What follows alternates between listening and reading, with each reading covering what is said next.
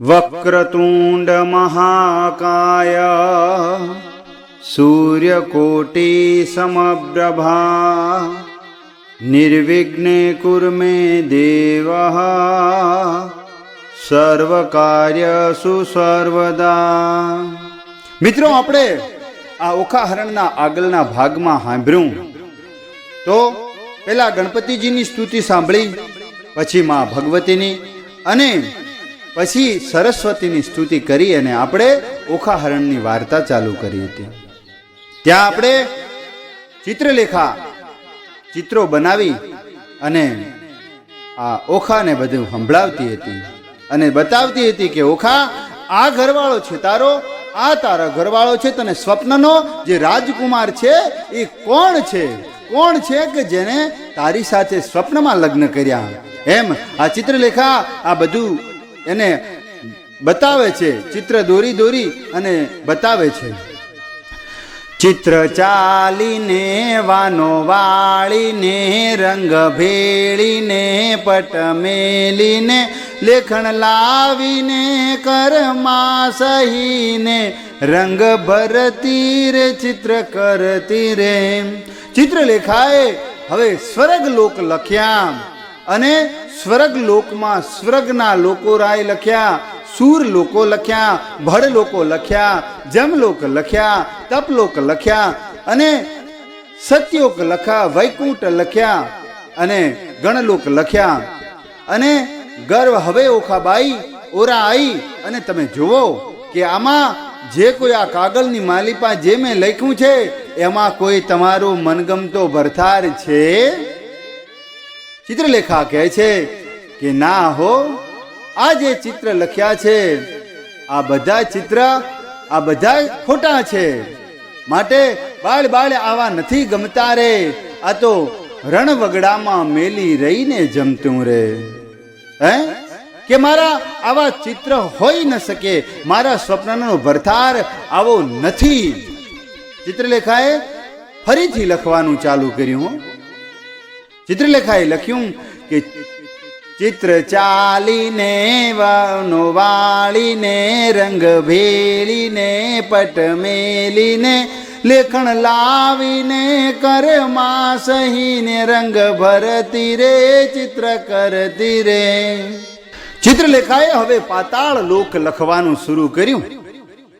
પાતાળ લોકની અંદર અતળ લખ્યું, વિતળ લખ્યું, તેણીએ વાર રે વાર લખ્યા, પાતાળ લોકના રાય લખ્યા, નાગલોક લખ્યા, તેણીએ આ બધા જ વાસુનાગ લખ્યા, ત્રિશલ્ક નાગ લખ્યા અને પંડરીક નાગ લખ્યા। ઓખાબાઈ હવે ઓરા આવો અને હસી અને હવે કહો કે શું આ બધું બરાબર છે, આમાંથી કોઈ તમારો ભરથાર છે? ઓખાબાઈ હવે બોલ્યા કે આમાં ઓરા આવો, હસીને બોલાવો ને।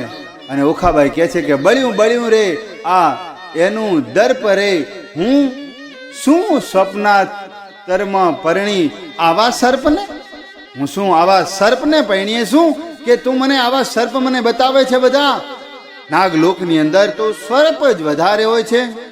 હે ફરીથી ચિત્રલેખાએ ચાલુ કર્યું ભાઈ કે ચિત્ર ચાલીને વાનો વાળીને દીવો બાળીને કાજળ પાડીને હવે મૃત્યલોક લખાય રે, લખ્યા મૃત્યલોક નારાય રે। અજમેર લખ્યું ને અલી અવર લખ્યું, મુલતાન લખ્યું, મારવાડ લખ્યું, ખોરાસન લખ્યો ને બાંગ્લાદેશ લખ્યો, એક મુખા લખ્યા, અષ્ટમુખા લખ્યા, સ્વાંજર મુખા લખ્યા, માંજર મુખા લખ્યા રે, હસમુખા લખ્યા, લખ્યા ગાંધર્વ મુખા લખ્યા રે, લખી વનસ્પતિ ભાર 18 રે। ઓખા આવો ઓરા રે બજુઓ ભરથાર રે, બાઈ કાગળ લખ્યો તે તારું પાડ રે, હું શું સ્વપ્નાન તર્મ પરણી આવા ઝુંડને ઝાડને રે, બાઈ લખતે લેખણ તૂટી રે ખોડિયામાંથી હુરુરી નાઈ તૂટી રે થયો કાગળ અંબર રે તેનું સ્વપ્ન નથી લાગ્યું સાચ રે ચિત્ર ચાલીને વાનો વાળીને રંગ ભેળીને પટ મેલીને ભરતી રે ચિત્ર કરતી રે લેખણ લાવીને કર્મ સહીને રંગ ભરતી રે ચિત્ર કરતી રે હવે સોરઠ દેશ લખાય રે ત્યાં નગર લખ્યું દ્વારકાય રે લખી યાદવ પતિ રાજધાની રે તેની શોભા સૂરજ સમી સમાણી રે લખ્યો યાદવ પરિવાર રે ઉગ્રસેન લખ્યા તેણી વાર રે કુર્તમ લખ્યા સાહિત્ય કી લખ્યા રે ઓધવ લખ્યા ને અક્રૂરજી લખ્યા રે વાસુદેવ લખ્યા તેણી વાર રે ઓખા આવી જુઓ તમારા ભરથાર રે બાઈ તે તો એ ધાણી મળિયા રે ગરડાને માથે પડ્યા રે તેને માથે મુગટ કુંડળ કાન રે વાજો લખિયા ભગવાન રે ઓખા આવી જુઓ તમારા ભરથાર રે ઓખા બધાને જોતી જોતી ના પાડે છે કે આવો નવોય મારું સ્વપ્નનો સ્વામી અને પછી ચિત્રલેખા એમ લખે છે કે સોરઠ દેશની અંદર નગર લખ્યું દ્વારિકા રાય અને યાદવ કુળની રાજધાની લખીને શોભા ત્યાં સૂરજ સમય સમાય ન સમાય હો યાદવ પરિવારને લખ્યા ઉગ્રસેનને લખ્યા તેણીએ કૃતવમાને લખ્યા સાહિત્યકીને લખ્યા ઓધવજી લખ્યા અક્રૂરજી લખ્યા વાસુદેવ લખ્યા તેણી ઓખા આવી અને હવે જુઓ ત્યારે ઓખા કહે છે કે બાઈ ચિત્રલેખા હવે મને એંધાણી મળી છે કે મને હવે એંધાણી મળી છે આગળ હજી તું લખી જા ચિત્રલેખાએ લખ્યું તેના સરખું રૂપ અને ચાળા લખ્યા પણ ઓખા કહે છે કે મારા નાથ તો ગોરા છે આ તો અતિ કાળા છે અને વડસસરો સૌ કહેતા આ વડસસરો હોય એમ મને લાગતું હતું સ્વપ્નની અંદર હું પરણી ત્યારે ચોરીને સાઈ કહેતા હતા પછી ચિત્રલેખા કૃષ્ણના કુંવરને લખે છે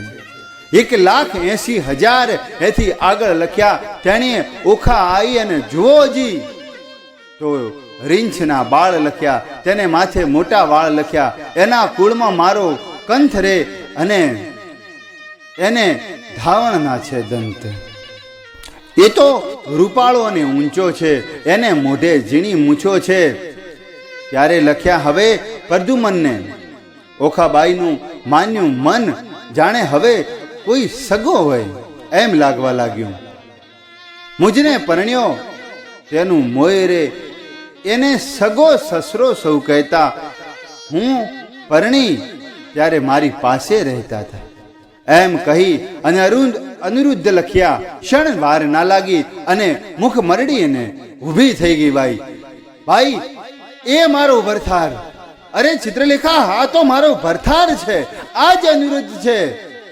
હા પછી ચિત્રલેખાને ખબર પડી કે હા આ અનિરુદ્ધની વાત કરે છે ઓખા એને વિલાપ કરે છે કે ચિત્રલેખા મને ગમે તેમ કરીને લાય મારા ભરથારને તું ગમે તે રીતે લાય ઓખા કહે છે ઓખા કહે સુણ સહેલી લાવને નાથને વેલી વેલી બાઈ તું છે સુખની દાતા લાવ સ્વામીને થાય છે સુખ સાતા દુર્પંથી છે દ્વારમતી કેમ જવાય ત્યાં તો મારવતી ત્યાં તો જઈને ના શકે રાય સક રક્ષણ કરે ફરે છે સુદર્શન ચક્ર ત્યાં મારે કેવી રીતે જાઉં ત્યાં તો સુદર્શન ચક્ર ફરે છે અને આખા દ્વારિકાને ત્યાં ફરતે સુદર્શન ચક્રને આ આંટો મારવાનું કે હું ભાઈ કઈ રીતે જાઉં હું ત્યાંથી ન હાલી શકું અને કદાચ હું ત્યાં જઉં ને તો મારાથી જીવતું ફરી ન શકાય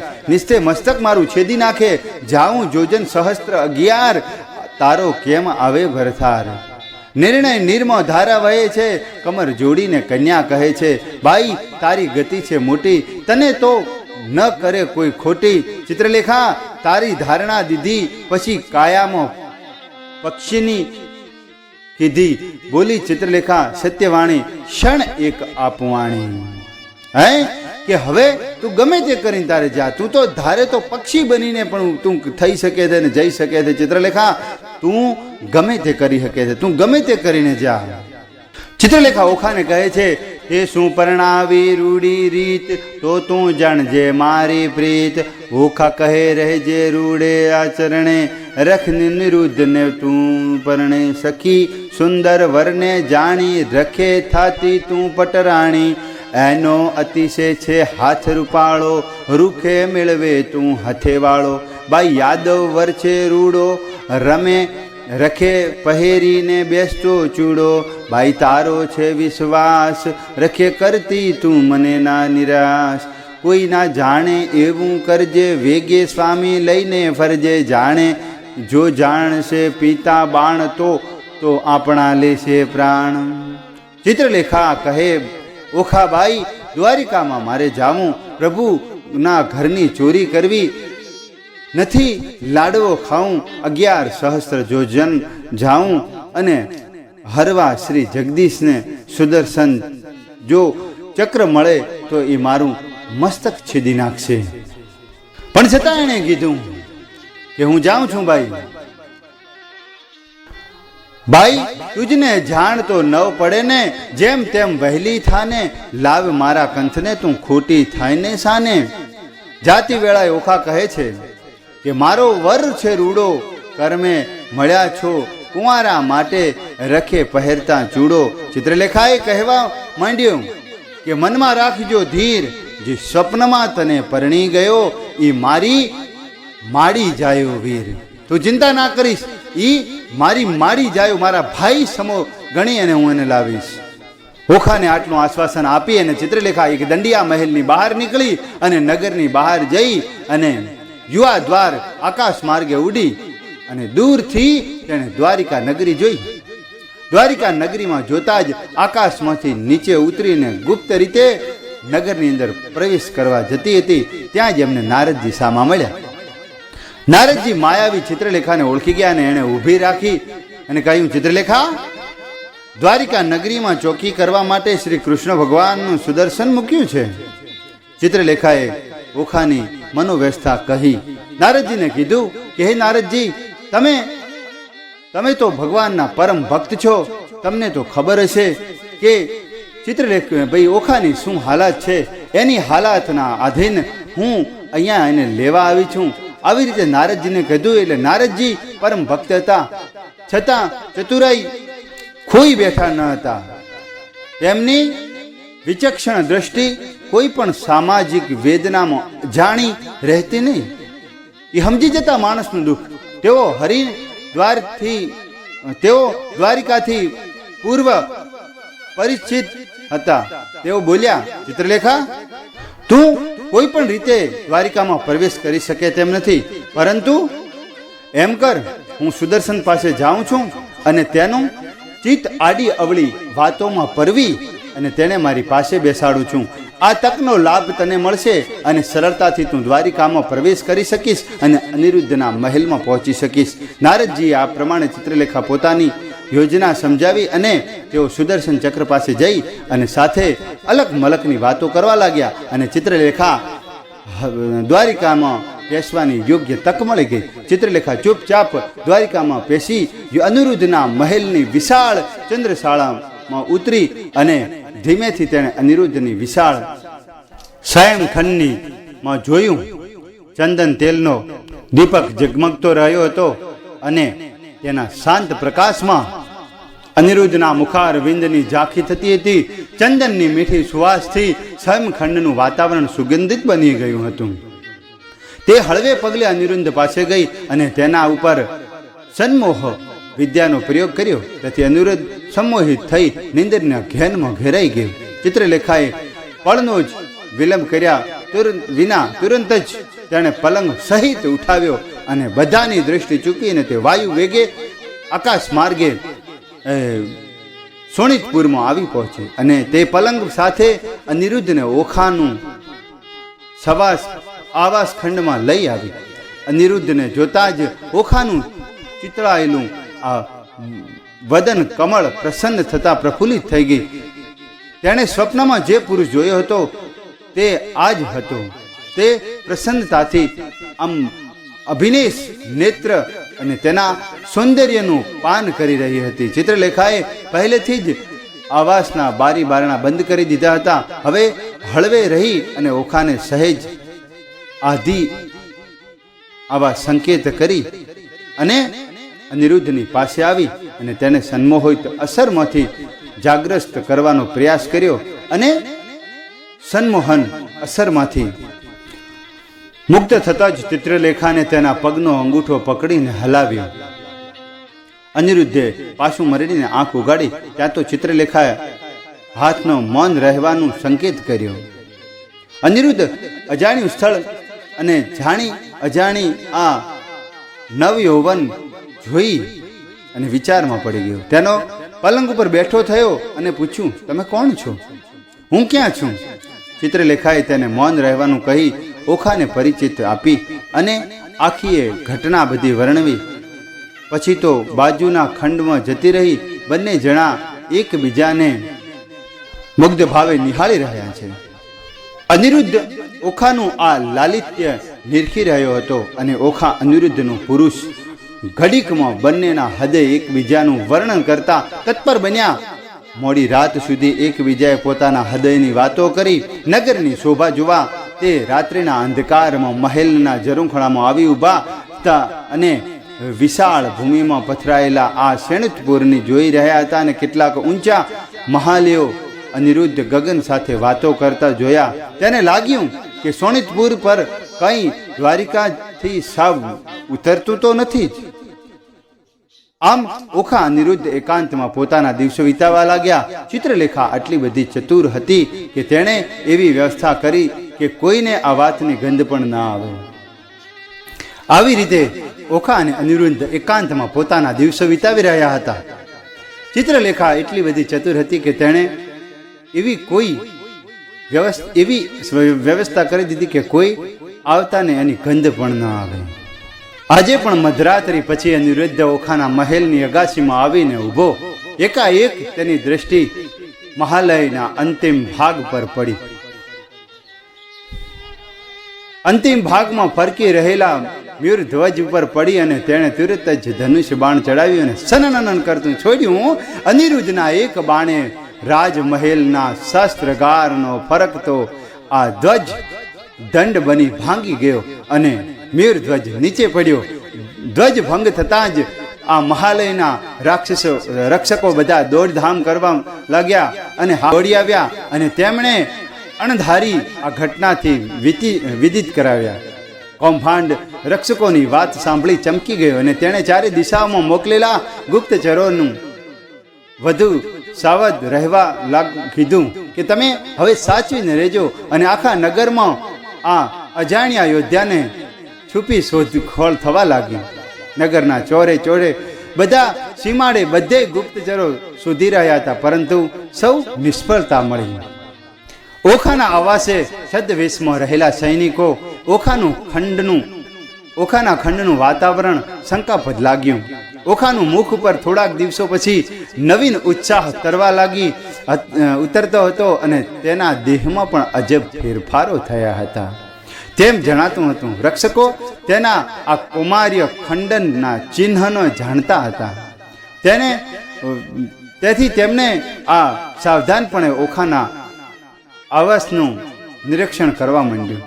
ત્યાં મધરાત્રિ પછી એ ગુપ્તચરો મહેલના ઝરૂખડામાં પુરુષાકૃતિનો માણસ દેખાયો અને રક્ષકો બધા ઝડપથી ત્યાં દોડી અને આવ્યા અને કૌભાંડને પોતે જ આ જણાયેલી ઘટના કહી કૌભાંડ વિચારવા લાગ્યો. કૌભાંડે એવું વિચાર્યું કે અરે એકાએક ધ્વજભંગ થયો. ત્યાંથી એક તીક્ષ્ણ બાણ મળી આવ્યું. ઓખાનું આવાસમાં ગુપ્તચરે પુરુષની આકૃતિ જોઈ. અવશ્ય મહાદેવજીના વચન પ્રમાણે બાણાસુર સાથે યુદ્ધ કરી શકે એવો કોઈ સબળ યોદ્ધો આ શોણિતપુરમાં પ્રવેશ થઈ ચૂક્યો છે. આમ ઊંડા વિચારતો આ કૌભાંડ બાણાસુરની પાસે આવ્યો અને તેણે સંપૂર્ણ માહિતી જણાવી. બીજી સવારે ઉપરા ઉપરી સંકેત મળવા લાગ્યા અને ઓખાના મહેલમાં કોઈ અજાણી વ્યક્તિ ઘણા સમયથી છે. હવે બાણાસુરને કૌભાંડની વાતમાં તથ્ય જણાયું અને તે પોતે થોડા સૈનિકો સાથે ઓખાના મહેલ ઉપર આવ્યો. ઓખાનું અનિરુદ્ધ આનંદ વિનોદ કરતા હતા. નિશ્ચિતપણે સોગઠાબાજી રમી રહ્યા હતા. બાણાસુરની દ્રષ્ટિએ અજાણા યુવક પર પડતા જ તેના નેત્રો ક્રોધથી લાલ બની ગયા અને પોતાના આ પ્રધાનને અનિરુદ્ધને પકડવાની આજ્ઞા આપી. બાણાસુરની આજ્ઞાથી પ્રધાન કૌભાંડ ઓખાનો એક દંડિયા મહેલ પાસે આવ્યો અને ઓખાને નીચે ઉતરી જવું એમ જણાવ્યું. માળ જોઈશું તમ તણો ભાંગશે તમારો ભાર રે, એવું જાણી હેઠા ઉતરો રાય કોપ્યો છે અપાર જે.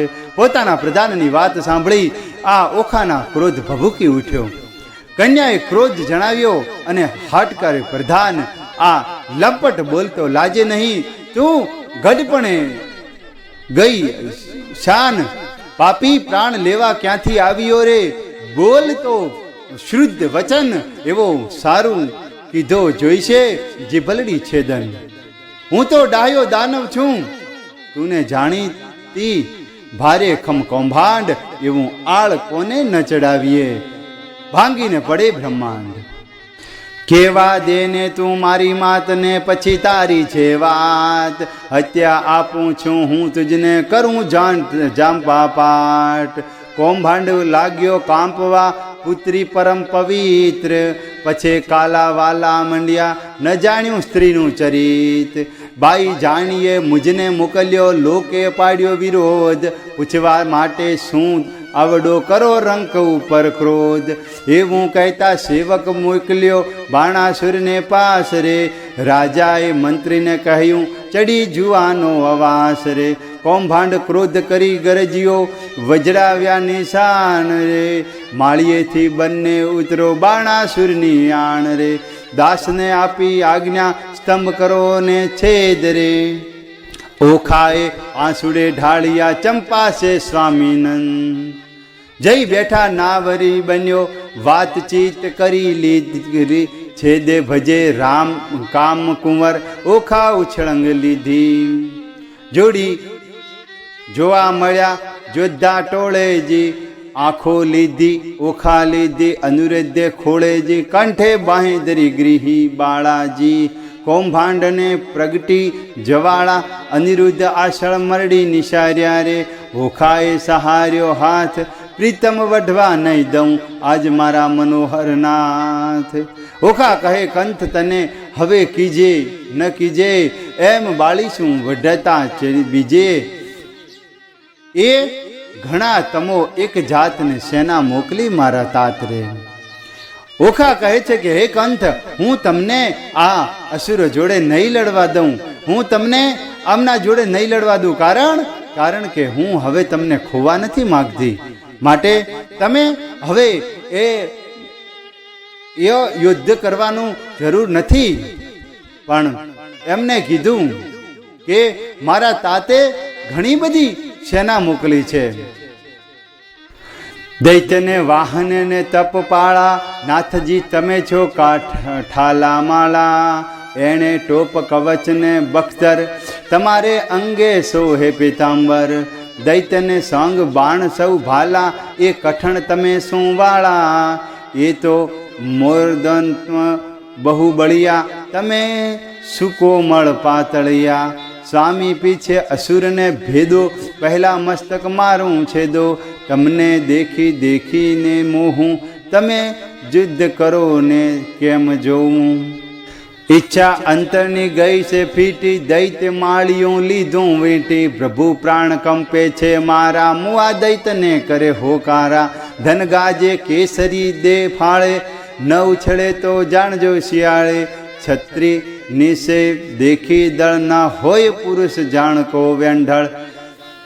એમ કહીને ઓખા અળગી કીધી, ભડગાજ્યોને ભોગળ લીધી. અસુર સેના પર કોપી છજે થકી કેઠીને પડોકડી જેમ ગ્રહ પેશે બહુ જળમાં તેમ અનિરુદ્ધ બેઠો દળમાં જઈને ઇન્દુ પેશે વાદળમાં એમ અનુરુદ્ધ ગયો બળમાં કૌભાંડે સેનાને પેરી યાદવ યોદ્ધો લીધો ઘેરી ગુજના હાથમાં લઘુ કેસરી બહુ વીંટી વળિયા રે વેરી મુગટ મંત્રીને ચરણે ધરો તો મૃત્યુ થકી ઉગારું મંત્રી વાયક એવા સાંભળી ગયો અનિરુદ્ધ બહુ ઉકળી નાતે દૈત્યો ભારી મુદ્દલ તમે અનિરુદ્ધ ભુજ ભોગાળો 20,000 અસુર તૂટ્યા એકી વારે સૌ ફૂટ્યા 20,000 અસુર ફૂટ્યા એકી વારે સર બહુ ફૂટ્યા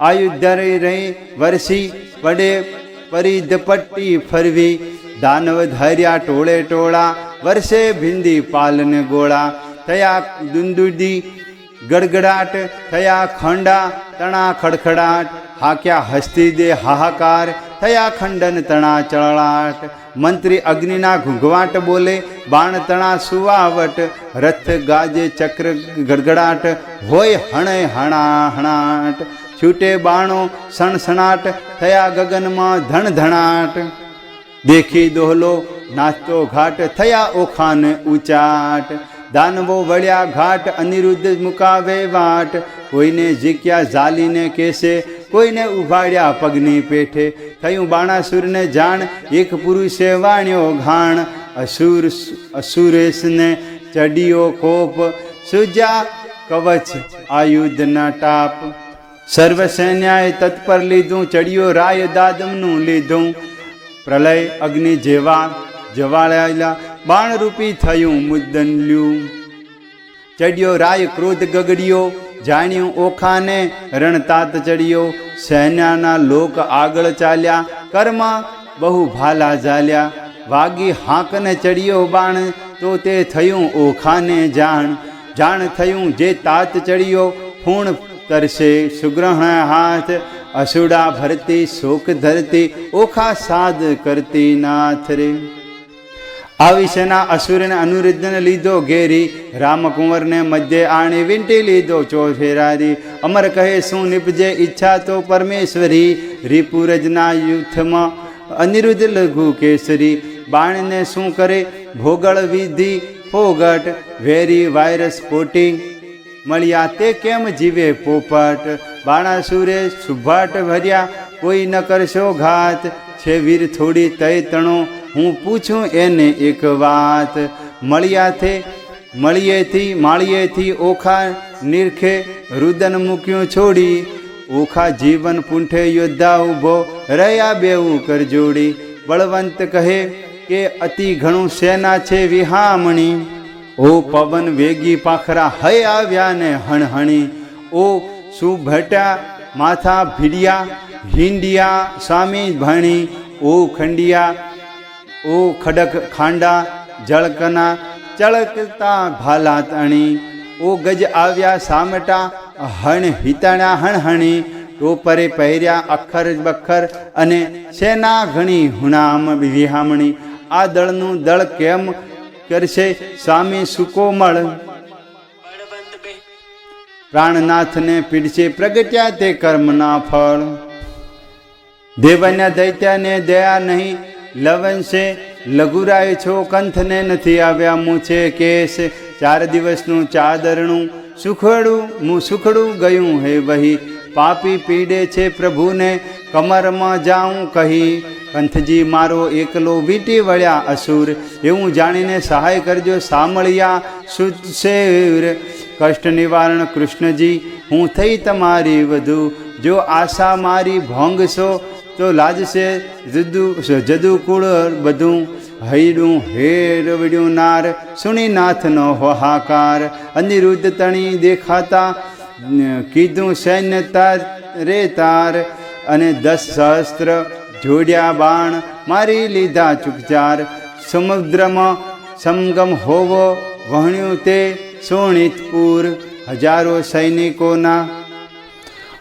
સૈનિકોના કચ્ચર ઘાણ નીકળી ગયા હોય એમ ધડ તો કોઈના માથા, કોઈના હાથ તો કોઈના પગ, જ્યાં ત્યાં વીર વિખેર પડ્યા હતા. દિવસે પણ શિયાળો આમ કિકિયારી કરી રહ્યા, દિવસે પણ શિયાળો કિકરી કહી રહ્યા હતા, અને આકાશમાં સમડીઓની ગીધના ટોળે ટોળા મરેલા યોદ્ધાનું માંસ ખાવા માટે ટોપી રહ્યા હતા. એક જ યોદ્ધા આખા સૈન્યને હાહાકાર કરે, બાણાસુરથી સહન ન થયું. તેથી તેણે આશીર્વાદ મૂકી અને હજારો ઉત્પત્ત કર્યા, અને એણે સર્પોને અનિરુદ્ધને બાંધી, અને અનિરુદ્ધનું આખું શરીર સર્પનાગમાં ભીસાઈ ગયું, અને હવે એનાથી સહેજ પણ આમ હલનચલન થઈ શકાય તેમ ન હતું. બાણાસુરે સૈનિકોને યાજ્ઞા આપી અને દૃષ્ટને મારી નાખો, આગળથી લઈ જાઓ અને કારાગૃહમાં પૂરી દો. અનિરુદ્ધને નાગમાં બાંધી લઈ અને જતો હતો. ઓખાનું હૈયું ફાટી ગયું. પોતાના પિતાના મનમાં તિરસ્કાર કરવા લાગી. તેમણે અસુર જાતિ ઉપર એવો અભાવ થઈ ગયો કે તેણે વારંવાર આંસુ શરીર કલ્પાંત કરવા લાગી, અને તે યાદવ કુળ કુમાર ઉપર પોતાના પિતાને જરાય દયા ના આવી. હે ભગવાન સદાશિવ, જેમ શોણિતપુરનો આ રક્ષાભાર તમારે માથે છે, તેમ અનિરુદ્ધની રક્ષાનો ભાર, એનો આધાર પણ તમે છો. હે પાર્વતીપતિ, હે પરમેશ્વર, તમે મારા સૌભાગ્યની રક્ષા કરજો. એમ કહી ઓખા ચિત્રલેખા પાસે કરુણ રુદન કરવા લાગી. દયા ના આવી ઓખા રડે રે એ દૈત્યપતિ દુર્કતમતી, બાકર બાંધી બ્રિજવર સાથે વર વધાર્યું સત્ય. પાતળિયા પંકજ પિયુજીને નાગપાસના બંધ, બાંધી લીધો બાળ કરીને કોમળ રૂપન મદન.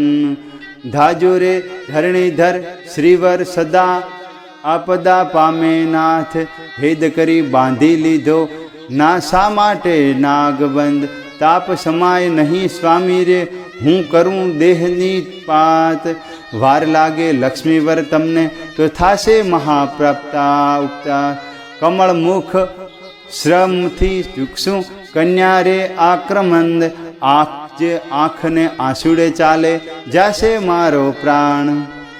સુખ શરીર સાતા નહીં અંગે લાગ્યો દવ નિર્વાણ, મનસા વાચા રે વર મર્યો અવરને મિથ્યા બાણ. રૂપ અને ગુણ તમે છો સ્વામી, સત્ય કહું છું પ્રાણ. તાત કાઠ દયા નહીં હૃદય કોમળ મારો કંથ, પ્રહાર કરી બાંધી લીધો હરી વેગળે પંથ. પિતા પિયુને વેરી દેખે પરમ ભવે બહુ પેર, નાગતણા ફુક્કાર હળવા ફેરવી નાખે લહેર.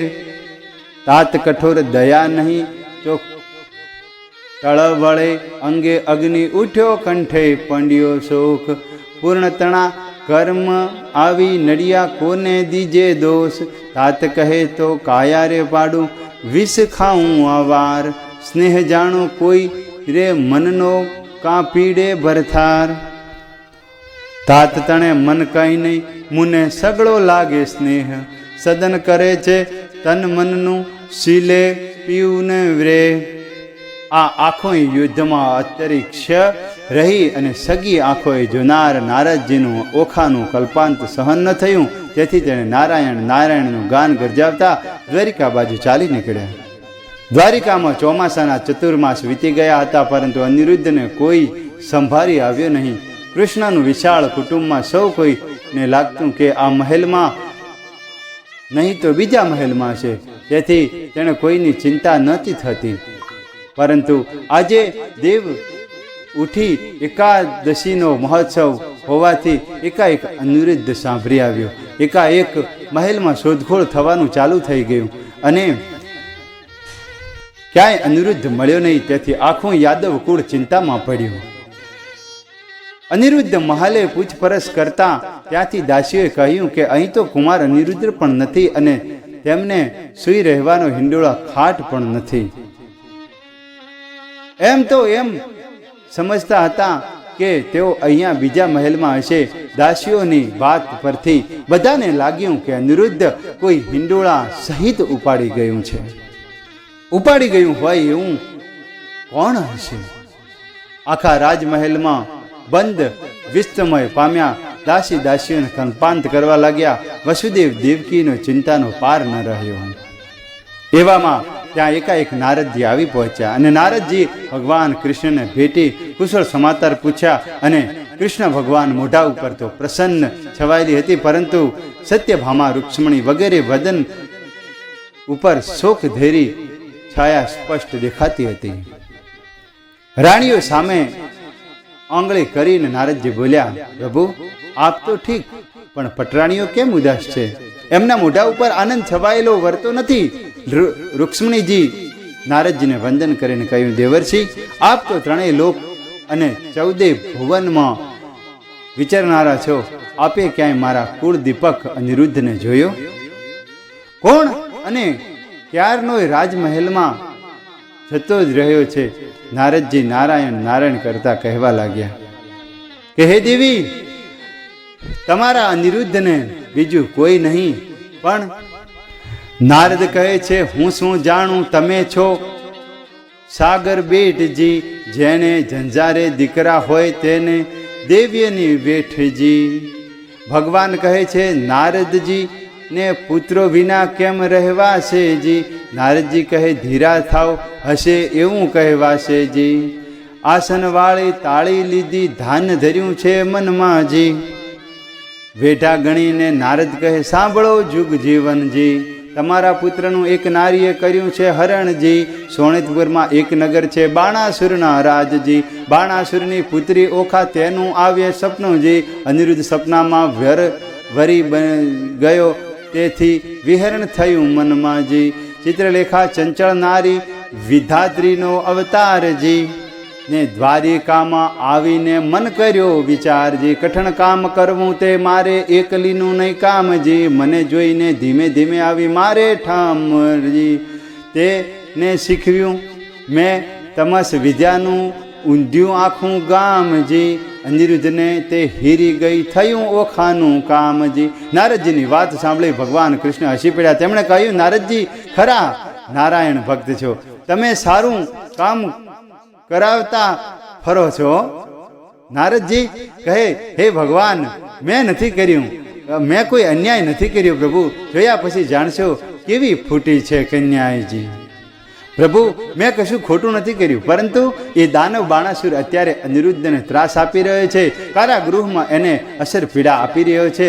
નારદજીની વાત સાંભળી યાદવ કુળ જાગ્રસ્ત થયું અને કૃષ્ણ, બળદેવ વગેરે ચિંતામાં પડ્યા. દેવી રૂક્ષ્મણીઓ આંસુ સરવા લાગ્યા. પ્રદ્યુમ્નને રાતીનું જાણે આમ કાળજું કપાઈ ગયું હોય એમ દ્વારિકા નગરમાં ખડખડાટ મચી ગયો.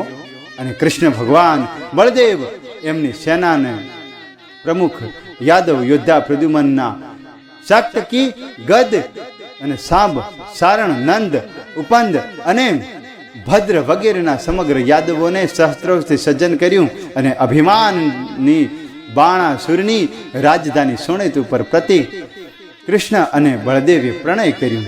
આખું યાદવ સૈન્ય સોણેતપુરના સીમાડે ખડકાઈ ગયું. બાણાસુરના ગુપ્તચરોએ આ બધી સ્થિતિ એને જાણ કરી. બાણાસુરે તાત્કાલિક પોતાના મહા અત્યાત્મ કૌભાંડને બોલાવ્યો અને આવી પડેલા યુદ્ધને વીરતાપૂર્વક લડી લેવાનું જણાવ્યું. કૌભાંડે તુરત જ અસુર સેના કૃપકર્ણને બોલાવ્યો અને અસુર દલને સજ્જ કરવા માટે આદેશ આપ્યો. આમ બાણાસુરે વીરતાપૂર્વક લડી લેવાનો નિર્ણય કર્યો અને જુદા જુદા અસુરોને સેનાપતિઓને યુદ્ધ માટેનો આદેશ આપી પોતાની સદાશિવની પ્રસન્નતા માટે અનુષ્ઠાનનો આરંભ કર્યો. અને ઓખા પણ ઓમ નમઃ શિવાય, ઓમ નમઃ શિવાયના જાપ જપતી શંકર ભગવાનનું આ નિરંતર સ્મરણ કરી રહી હતી. એક બાજુ બાણાસુર પોતે ધ્યાનમાં લીન થઈને બેઠો છે અને બીજી બાજુ અહીંયા ઓખા પણ ભગવાન શંકરનું ધ્યાન ધરી અને ઉપાસના કરવા લાગી છે. હવે આગળ શું થાય છે એ આપણે ત્રીજા ભાગમાં અને અંતિમ ભાગમાં સાંભળીશું.